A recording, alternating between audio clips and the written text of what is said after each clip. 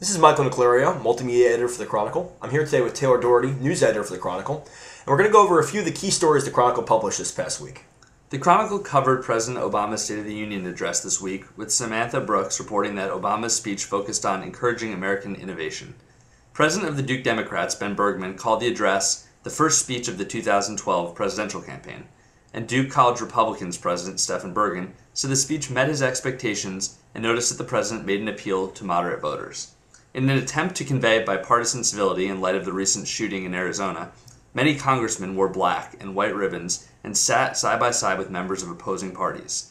In the speech, the president called for a future commitment to bipartisan cooperation, stating that the tragedy should remind the American family that progress can only be made through political synergy.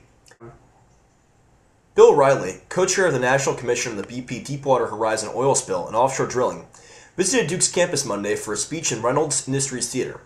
Riley discussed the causes and consequences of the spill and the findings of the Commission's report that was released January 11th. The Commission's lack of subpoena power within the oil industry was an initial concern, Riley said, but this did not prevent the Commission from gathering testimony. He attributed the Commission's success to its non-adversarial approach to dealing with oil companies.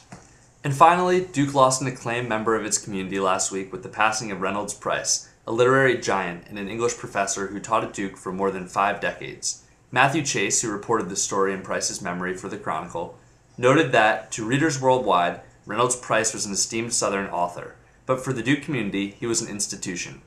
Price passed away January 20th after sustaining a heart attack a few days earlier, leaving behind a legacy for his acclaimed written work and passion for teaching. President Richard Broadhead noted that every university has a small number of people who embody that place to hundreds and even thousands of people.